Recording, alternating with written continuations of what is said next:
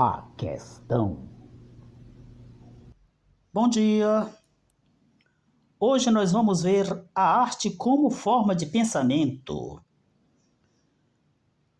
Concluindo o assunto cultura de massa e indústria cultural da aula passada, vamos dizer sobre a cultura de massa que o público que forma essa cultura é um público que não tem características individualizantes. Ou seja, você produz uma obra que vá ao encontro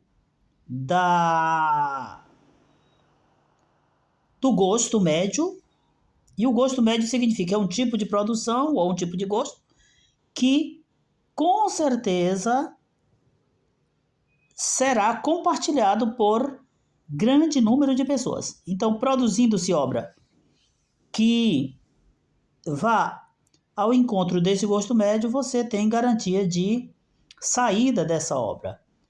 Quando o público tem gosto com características individualizadas, aí ele vai pesquisar mais, ele vai buscar mais, ele vai ir atrás de detalhes.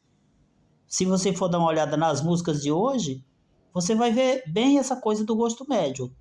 É muito aquela coisa do cara na mesa de bar, ou da menina que, sei lá, que é gostosa, que é isso, que é aquilo, e que normalmente você vai achar trocentos homens ou trocentas mulheres que se identificarão com aquilo ali e que vai aceitar aquele tipo de música como uma música consumível. Não vão atrás de detalhes, mas ela é feia, ela não tem bons arranjos, o instrumental é pobre, eles não vão atrás desse detalhe. Isso é que é o público da cultura de massa, é um público que não vai atrás de detalhes.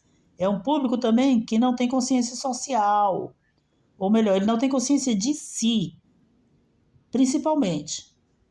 Claro que não tem consciência social, mas ficam esses dois espaços da consciência fora da ação desse público.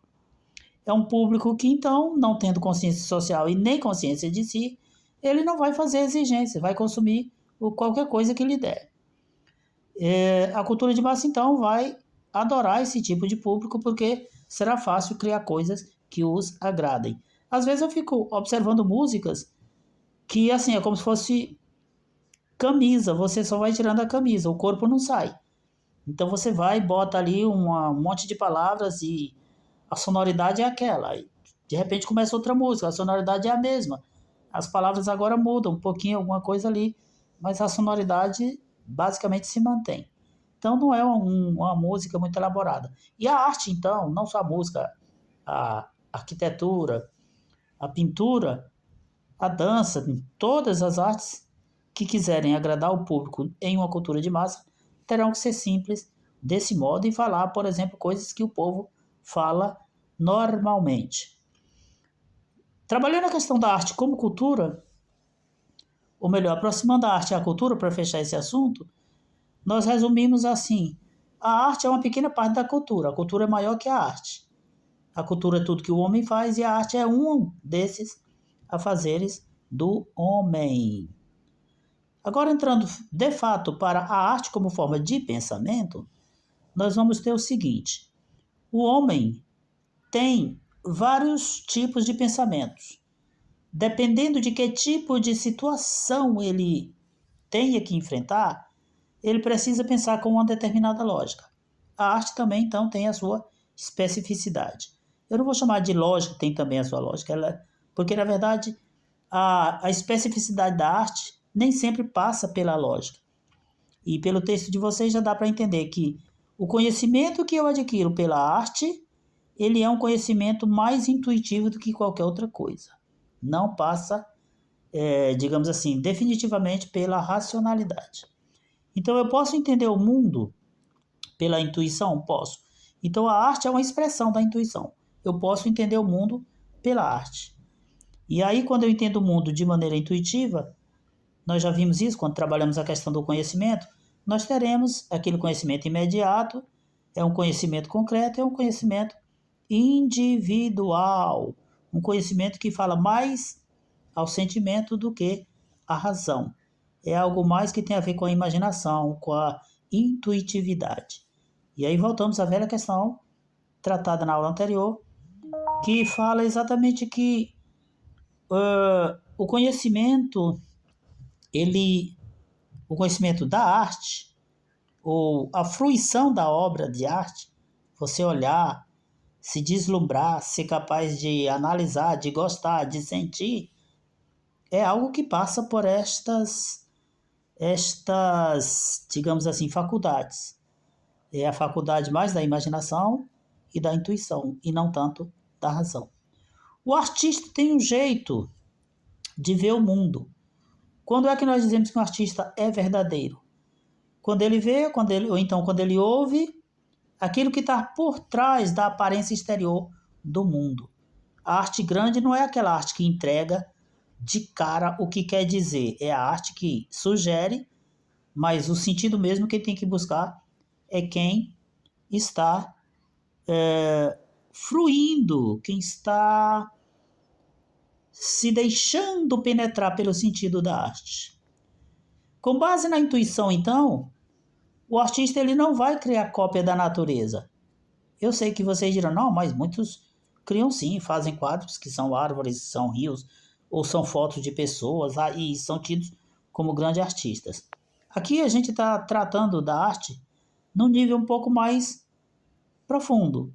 E aqui a gente está querendo significar que a arte é tão maior quanto mais ela é uma expressão de uma coisa que pode ser lida de maneira diferente por várias pessoas. Algo que não precisa ter um sentido dado de antemão. Coisa que acontece com a foto. Coisa que acontece com a cópia. O que significa então que a cópia ela é menos arte, dentro dessa perspectiva mais global, mais filosófica, ela é menos arte do que uma arte simbólica. A arte é não uma expressão da vida, mas um símbolo da vida. O fato de que nós apreciamos uma obra de arte, ele nos remete a entendermos que essa apreciação ela será tão maior quanto mais ela for uma apreciação sensorial. Eu uso os sentidos, eu sinto. E qual é a explicação? Não preciso saber dar uma explicação. A arte mexe comigo, então ela já pode ser tida como arte boa. Pô, bem, o artista, então, é um cara que não copia. O que é que ele faz, então? O artista, ele é um criador, não do que é, mas do que poderia ser. É por isso que a obra de arte é aberta. Ela é posta para a pessoa que vai avaliar, dar o seu sentido. Qual é o papel da imaginação na arte? A imaginação tem alguma importância? Com Comte Sponville, nós temos um conceito de imaginar como sendo representar imagens, daí a palavra imaginação, criar imagens. Essas imagens são interiores, a pessoa cria para ela mesma, não põe para fora de imediato. A imaginação, então, dentro do processo artístico, ela faz uma mediação entre aquilo que a pessoa vive, a imagem que ela cria para ela mesma, aquilo que a pessoa pensa e a acolhida que a pessoa dá a um determinado impulso. Ou seja, você está diante de uma determinada coisa, você sente aquela coisa, ela mexe com você, você cria uma representação daquela coisa. Então, entre o processo de se deixar tocar e de criar uma obra, aí a gente vai tendo duas etapas. E a imaginação vai aparecer exatamente nesse momento. Ela vai criar a figura interna para você. E quando eu falo figura, eu estou falando, por exemplo, pode ser uma figura de som. Pode ser, assim, por exemplo, um trecho musical. Você pensa, sei lá, 5 notas, um fraseado musical. Aquilo é como se fosse um quadro iniciado, você já fez alguns traços. Tratando-se da questão das formas, Quais são as formas da imaginação? As formas, elas podem ser e são, na verdade, a capacidade de formar imagens mentais a partir de objetos conhecidos. Olha só isso aqui. Nem sempre nós formamos imagens mentais apenas através de objetos conhecidos. Nós podemos criar imagens mentais de objetos não conhecidos. Sei que pode parecer esquisito, mas podemos. É claro que, psicologicamente, alguns explicarão isso como sendo um processo que, na verdade, você utiliza coisas que conhece, deforma aquelas coisas e cria uma outra que não parece mais com nenhuma das que você conhece. Bom, mas tirando o processo psicológico, a gente vai ter essas maneiras de criar imagens. Pois bem, temos então ainda uma distinção entre as formas reprodutivas e criativas. E aí nós teremos a imaginação como sendo presente tanto na reprodução quanto na criação. Portanto, fica caracterizada a importância da imaginação no processo de criação da obra de arte. Pois bem, como entra a questão da criatividade na arte? É sempre o que nós falamos, fulano é muito criativo, Beltrano não tem criatividade, as obras de Beltrano são muito pobres. Quando a gente fala isso, na verdade, o que nós estamos pondo é a questão da criatividade. Criar tem um sentido estrito, que quer dizer produzir uma coisa com base no nada. E aqui tem toda uma discussão em cima disso, que alguns vão dizer que ninguém consegue criar alguma coisa com base no nada, e sempre que se cria com base em alguma coisa que já existe. Tirando a discussão de lado, fica o conceito. Criar e produzir algo com base no nada. Nós sabemos e nos apercebemos pessoas no meio cultural. E nós nos vendo no meio cultural, nos sentindo no meio cultural, aí a gente vai sentir, vai perceber o quanto nós somos influenciados. Ou seja, já há um mundo ali que vai nos influenciando, já um monte de formas, de sons, de cores, de movimentos, tudo isso vai mexendo com a gente. A criação, ela é uma coisa. A descoberta é uma outra. O que acontece aí nesse meio social é uma descoberta. Primeiro eu me descubro vivendo em um meio que faz assim assado, que pensa assim assado, que produz assim assado. Isso é descoberta. Então, pela descoberta, eu não produzo a obra de arte. É claro que a descoberta pode ter e tem sua utilidade, mas o que faz a obra de arte é a criação. Eu pego os elementos que fazem parte da minha cultura, do meu meio, descubro, crio os sentidos dele e os represento em diferentes formas artísticas. Aí sim, eu estou criando e aí eu estou sendo artista. A criatividade é a mãe da artisticidade. Ser artista é deixar-se guiar pela criatividade. Criatividade é algo que exige um sujeito que a faça, uma pessoa que inventa, que dá a existência a algo. Então, não há criatividade sem uma pessoa criativa.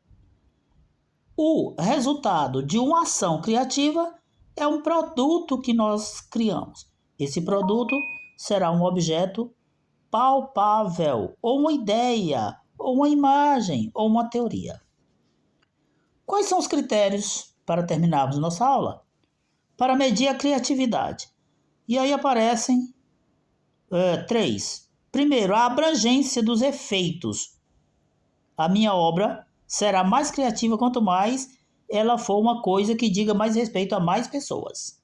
Outra coisa, a novidade. A minha obra será mais obra quanto mais ela for uma coisa que diga algo que ninguém ainda disse. E terceiro, a adequação à situação e ao problema. A minha obra será mais obra quanto mais ela seja necessária para resolver problemas concretos das pessoas com quem eu convivo. Uma obra é verdadeiramente criativa, então, quando ela traz algum tipo de novidade. A grande característica da obra de arte é constituir-se em uma novidade.